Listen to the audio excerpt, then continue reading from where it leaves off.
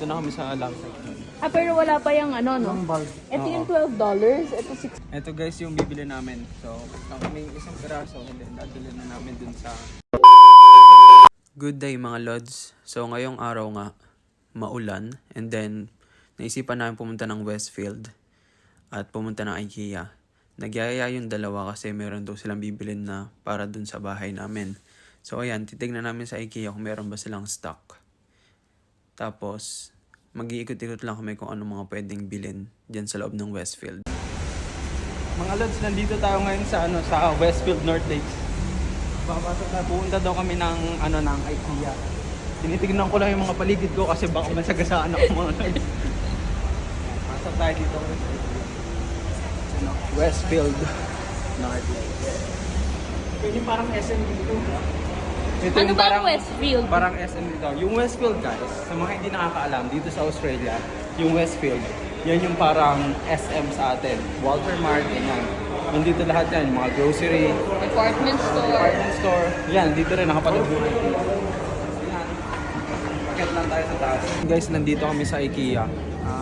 Nagyaya itong dalawa. Ano bibili nyo? Lamp. Ako lang. Ikaw, anong bibili mo? Wala, susunod lang ako sa'yo.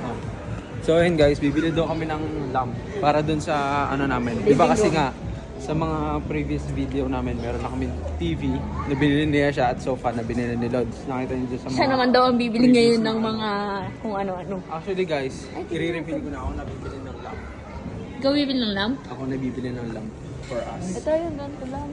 Tsaka titingin din kami ng extra unan para dun sa sofa. Dito nga pala binili ni Lods yung yung sofa na in-unbox namin nung nakaraang linggo. Nagtitingnan naman po siya ng bibilin niya. Tumahan tayo dito guys sa shortcut. Papunta dito sa sa mga sofa. Andito ay makikita niyo yung sofa na binili ni Lods sa no? Yun natin. Kulay green. Ayun ba yun? Hindi kasi nire-reveal ni Lods kung magkano yung binili. Kaya i-reveal natin. So ang binayaran ni Lods ay $999 for dun sa sofa. Pero ito yung nung binili niya yun, naka-sale. So ayun guys, nag-decide ako na bibili ako ng center table para doon sa bahay namin. Pero nag-set din ako ng budget which is $100 lang. So meron na kami nakitang table para sa yung center table namin. Yan, $25 lang siya. Pero nag-iisip pa rin kami kung itong kulay na to or white. I feel like this one's nice. Yeah. Ang next namin hahanapin naman ay yung lamp doon sa gilid ng namin.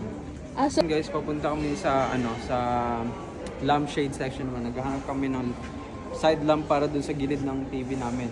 Tapos yun, nakita ko, design your kitchen online.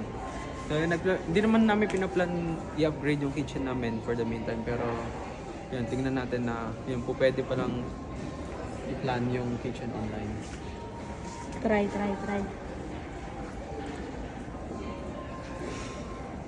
So let's say, yung kitchen space kasi namin itong L shape. The area. So kung gusto mo maglagay ng stove o kung ano mang ilalagay mo, dishwasher, fridge. So marami ka dapat talaga i-consider kung ano ilalagay mo. Nandito na kami sa lamp section. pero wala pa yung no? Bulb. Ito yung $12, ito $69 yan. Yeah, ito yung actually mas siya aesthetic. Ito yung bibili namin na lang for our living room. For $12 yung lampshade. Nasaan tayo? Dito ako guys sa mga stock ng mga paleta. Nahanap namin ngayon yung bibili namin center table para sa lounge namin. Nahanap ni Lods kung anong aisle.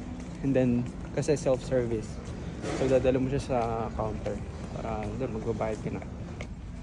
Ito guys yung bibili namin. So kaming isang piraso and then dadala na namin dun sa self-checkout. Wait for the pocket treat. So yun guys, pauwi na tayo. Ito lang yung nabili natin for today. Yun lang mga Lods. Salamat sa panonood. Thank you.